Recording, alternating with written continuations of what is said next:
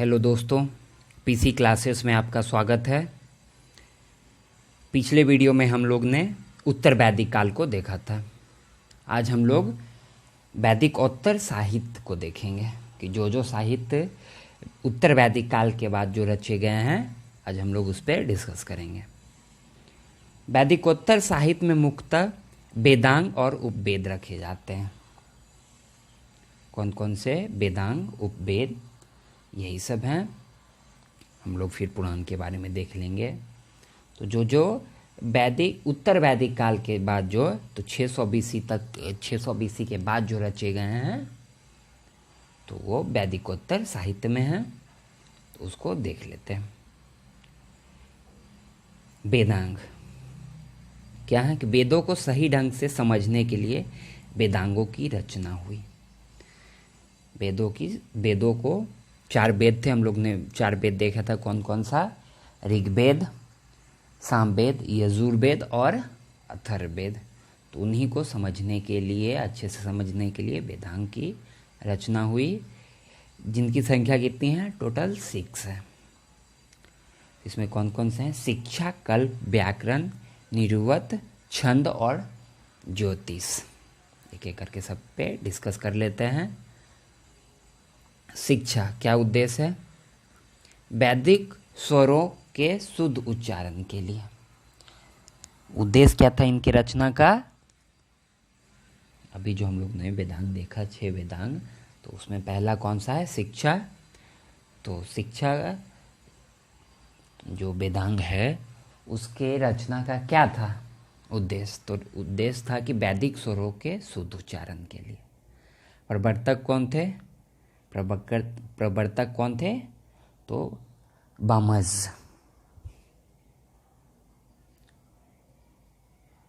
और इस ग्रंथ के, शिक्षा शास्त्र के ग्रंथ का क्या नाम है? गाइलम। तो ये इंपॉर्टेंट है। ये उद्देश्य क्या था? तो शुद्ध उच्चारण के लिए प्रवर्तक थे बामज। और इसमें क्या है? शिक्षा शास्त्र के ग्रंथ का नाम क्या है? गाइलम। दूसरा है कल्प। अर्थ क्या होता है? कल्प का अर्थ कर्मकांड। ऐसे विधि नियम जो सूत्र में लिखे गए कल्प सूत्र कहलाते हैं। ये इंपॉर्टेंट है। क्या? बहुत ज़्यादा इंपॉर्टेंट है। ऐसे विधि नियम जो सूत्र में लिखे गए उनको क्या कहा जाता है? कल्प सूत्र कहा जाता है। तो कल्प सूत्र के भी 3 भाग हैं। कौन कौन से? स्रोत सूत्र, गृह सूत्र और धर्म सूत्र। स्रोत सूत्र में क्या है? इसमें यज्ञ की जानकारी है, यज्ञ से संबंधित जानकारी है। इसी से रेखा गणित का प्रारंभ माना जाता है। को किसे? स्रोत सूत्र से। हम लोग ने कल्प सूत्र देखा, कल्प देखा, और ऐसे विधि नियम जो सूत्र में लिखे गए उनको क्या कहते हैं? कल्प सूत्र। कल्प सूत्र के 3 भाग हैं, स्रोत सूत्र, गृह सूत्र और धर्म सूत्र। और स्रोत सूत्र में क्या देखा कि यज्ञ से संबंधित जानकारी है, और यहाँ से क्या हुई? रेखा गणित का प्रारंभ माना जाता है। किसको? स्रोत सूत्र को। दूसरा है गृह सूत्र। इसमें गृह कर्म कांडों एवं यज्ञों का विवरण है।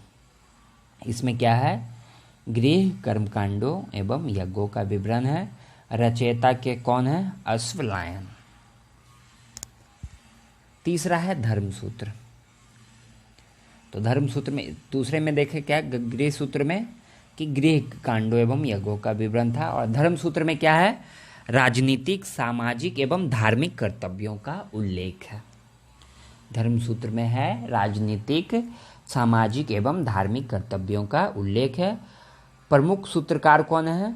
बहुत सारे जो हैं प्रमुख सूत्रकार, गौतम, बौधायन, वशिष्ठ, सांख्यायन, अश्वलायन, यही सब हैं प्रमुख सूत्रकार हैं। ये हम लोग देखा क्या? कल्प को। पहला क्या था? शिक्षा। दूसरा हो गया कल्प। अब तीसरा है व्याकरण। कार्य भाषा को वैज्ञानिक शैली प्रदान करना। इसका क्या कार्य था व्याकरण का? तो जो भाषा है उनको वैज्ञानिक शैली प्रदान करना। व्याकरण का प्राचीनतम ग्रंथ अष्टाध्याय है, जो कि पाणिनि के द्वारा रचित है। और ये पाणिनि जो थे वो महापद्म नंदन वंश, जब हम आगे पढ़ेंगे तो वहाँ पे ये देखने को लिए मिलेंगे। कि महापद्मनंद काल के हैं। ये कौन? पाणिनि, जिनके द्वारा अष्टाध्यायी की रचना की गई। सबसे प्राचीनतम ग्रंथ है व्याकरण। उसके बाद अन्य है पतंजलि का महाभाष्य, कात्यायन का वार्तिक। ये याद रखना चाहिए, बहुत ज़्यादा इम्पोर्टेंट है। निरुक्त, हम लोगों ने 3 क्या क्या देखा? शिक्षा, कल्प, व्याकरण, अब है निरुक्त। अर्थ क्या होता है? व्युत्पत्ति शास्त्र, जहाँ से उत्पत्ति जो हुई, व्युत्पत्ति शास्त्र। वैदिक शब्दों की व्युत्पत्ति बताई गई है। उत्पत्ति जो भी है वैदिक शब्दों की, उसकी चर्चा की गई है निरुक्त में। इसके प्रथम आचार्य कौन थे? तो कश्यप ऋषि थे। ये जो प्रथम आचार्य इसके हैं निरुक्त के, वो कौन है? कश्यप ऋषि, जिनकी रचना क्या है? निघंटु। और सबसे महत्वपूर्ण निरुक्त, यास्क द्वारा रचित निरुक्त। ये भी बहुत ज़्यादा इम्पोर्टेंट है, यास्क द्वारा रचित निरुक्त। अब है छंद। पद्यों को चरणों में सूत्रबद्ध करने के लिए छंद की रचना हुई और इसकी प्राचीनतम ग्रंथ है पिंगल द्वारा रचित छंद शास्त्र। पद्यों को चरणों में सूत्रबद्ध करने के लिए छंद की, तो इसका उद्देश्य भी है कि पद्यों को क्या करने के लिए? सूत्रबद्ध, एक सूत्र में लाने के लिए छंद की रचना हुई। अब है ज्योतिष। ब्रह्मांड एवं नक्षत्रों के विषय में भविष्यवाणी, इसी को क्या कहते हैं? ज्योतिषी। ब्रह्मांड एवं नक्षत्रों के विषय में भविष्यवाणी। प्रथम ग्रंथ कौन है? वेदांग ज्योतिष। और इसकी रचना किसने की थी? लगध मुनि ने। लगध मुनि द्वारा रचित वेदांग ज्योतिष से रिलेटेड जो है प्रथम ग्रंथ है। और इसके अन्य ग्रंथ गार्गी संहिता, बृहद संहिता एवं नारद संहिता। नोट, पाणिनि, जिन अष्टाध्यायी के रचयिता कौन है? पाणिनि, महापद्मनंद के काल के थे। तो पाणिनि के अनुसार वेद अगर एक शरीर है तो व्याकरण उसका क्या है? मुख है, निरुक्त कान है, ज्योतिष नेत्र है, शिक्षा नासिका है, और कल्प और छंद क्या है? हाथ और पैर है। ये इंपॉर्टेंट है। पाणिनि ने क्या कहा था कि वेद अगर एक शरीर है तो व्याकरण उसका क्या है? मुख हो गया, निरुक्त हो गया उसका कान, ज्योतिष उसका नेत्र हो गया, शिक्षा हो गई उसका नासिका, और कल्प और छंद जो हो गए उसके हाथ और पैर हो गए। ये हम लोग ने क्या देखा? हम लोग ने ऊपर डिस्कस कर लिया है इस वेदांग को। अब हम लोग देखेंगे उपवेद।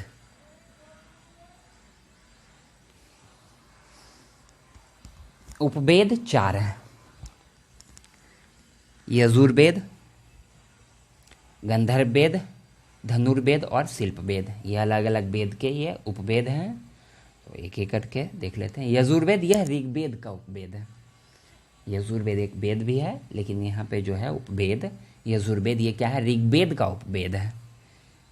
और इसमें किसी से चिकित्सा संबंधी ज्ञान है।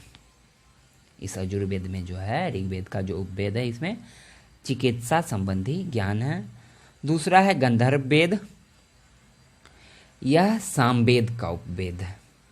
सामवेद जिसको क्या बोलते हैं भारत में गीत संगीत का उत्पत्ति यहीं से हुई। तो गंधर्व वेद यह क्या है? सामवेद का उपवेद है, यह संगीत कला से संबंधित है।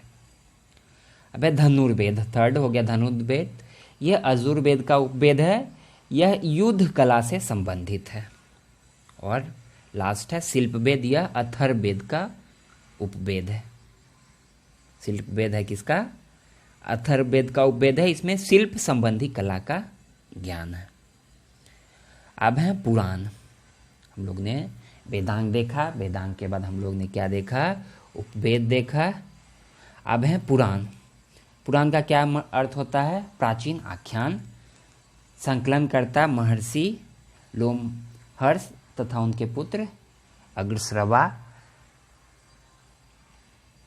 और संख्या कितनी है पुराण की? 18। सबसे प्राचीन पुराण जो है मत्स्य पुराण है। ये याद इतना काफ़ी है कि सबसे प्राचीन पुराण कितने कौन है, तो मत्स्य पुराण, और पुराणों की संख्या कितनी है, तो 18। अब है संस्कार। संस्कार अर्थ क्या होता है, शुद्धिकरण या परिष्कार। इसके माध्यम से व्यक्ति को समाज के लिए एक योग्य नागरिक के रूप में तैयार किया जाता था। किसके माध्यम से, तो संस्कार के माध्यम से एक व्यक्ति को क्या किया जाता था, समाज में योग्य नागरिक के रूप में तैयार करना। तो संस्कार की संख्या कितनी है, 16। संस्कार मतलब जन्म से लेके जो है मृत्यु तक जो भी अवस्था होते थे उनसे रिलेटेड क्या है, संस्कार है। 16 संस्कार हैं। गर्भधान, कि जब माँ के अंदर जीव माँ के अंदर प्रवेश करते थे उसी को गर्भाधान कहते थे। दूसरा हो गया पुंसवन। तो पुंसवन क्या था, तो गर्भ के तीसरे माह जो है पुत्र प्राप्ति के लिए कामना की जाती थी, तो इसी को पुंसवन कहा गया है। थर्ड है सीमांतो नयन। तो सीमांतो नयन था क्या, कि अगर गर्भवती कोई भी महिला है तो उसको बहुत सारे बुरी शक्तियों से बचाने के लिए यह संस्कार किया जाता था। अब है जात कर्म। तो जात कर्म जब बालक पैदा होता था, बालक के जन्म के समय को जात कर्म कहते थे। जब बच्चा पैदा हुआ तो उसी को क्या कहते थे, उस समय को, उस संस्कार को क्या कहते थे, जात कर्म। अब इसके बाद है नामकरण। तो नामकरण शायद 6 से 12 दिन इसी तरह से जो है नामकरण का जो क्रिया चलता था, 6 से 12 दिन तक का जो प्रक्रिया था उसी को क्या कहते थे, उसी के बीच नामकरण किया जाता था। यह एक संस्कार था। फिर निष्क्रमण। निष्क्रमण में वो जो बालक हुआ उसको घर से जो पहला बार निकाला जाता था उस 12 दिन के बाद, तो उसी पहली बार जब बालक को निकाला जाता था उसी को निष्क्रमण कहा गया। अब है अन्नप्राशन। अन्नप्राशन से ही लग रहा है क्या, कि बच्चे को पहला बार अन्न खिलाया जाता होगा। तो अन्न अभी भी जनरली 6 महीने के बाद ही खिलाते हैं, तो 6 माह पे ये होता था। अब है चूड़ाकर्म। चूड़ाकर्म जो बच्चे का एक तरह से मुंडन, चूड़ाकर्म। तो वो 1 से 3 वर्ष में इसका कोई फिक्स टाइम नहीं था, 1 से 3 वर्ष के टाइम पीरियड में शुभ माना जाता था। ये संस्कार था चूड़ाकर्म का। फिर कर्णवेधन, कि बालक के कान में छेद किया जाता था, छिद्र किया जाता था। इसका भी समय था कि 3 से 5 वर्ष को शुभ माना जाता था। कर्णवेधन। इसके बाद विधारंभ। विधारंभ में क्या थे, जन्म से 5वें वर्ष ये संस्कार होता था। और फिर उसके बाद उपनयन संस्कार, जनेऊ या शिक्षा वाला जनेऊ जो ग्रहण करवाया जाता था वो उसको बोलते थे उपनयन संस्कार। तो हम लोग ने उत्तर वैदिक काल में भी देखा था क्या, कि सिर्फ 3 वर्ण को ही क्या थे, ये संस्कार का अधिकार था। उसके बाद थे वेदारंभ। वेदारंभ में क्या होता था, गुरु आश्रम में जो वेद पाठ करने के लिए जो जाते थे उसी को वेदारंभ कहा गया। अब उसके बाद फिर क्या होगा कि शिक्षा ग्रहण करेंगे, फिर वापस आएंगे। तो उससे पहले एक है गोदान, कि विद्यार्थी जो भी स्टूडेंट हुआ करते थे उनको पहली बार दाढ़ी मूछ बनवाई जाती थी। जो भी बाल होते थे उसको क्या करवाया जाता था, बनवाया जाता, उसी को गोदान कहते थे। अब उसके बाद फिर क्या होगा, शिक्षा ग्रहण करने के बाद समावर्तन, कि जब जो भी स्टूडेंट थे, विद्यार्थी थे, वो क्या होंगे, शिक्षा ग्रहण कर लेंगे गुरुकुल में, उसके बाद घर वापस होंगे, तो उस समय ये संस्कार होता था, समावर्तन। फिर है विवाह। तो विवाह संस्कार होता था। फिर उसके बाद तो फिर गृहस्थ जीवन शुरू हो गया। फिर लास्ट है क्या, अंत्येष्टि, मतलब आदमी अब क्या हो गया, मर गया, अब उसका श्राद्ध कर्म होगा, मरणोपरांत हो गया। तो 16 संस्कार देखे हम लोग ने, जन्म से लेकर मृत्यु तक का ये संस्कार था। तो ये भी इम्पोर्टेंट है, इससे भी बहुत बार क्वेश्चन पूछे गए थे, इसलिए इस पर डिस्कस करना जरूरी था। नेक्स्ट वीडियो में हम लोग बौद्ध काल पे चर्चा करेंगे। इस वीडियो में फ़िलहाल इतना। धन्यवाद।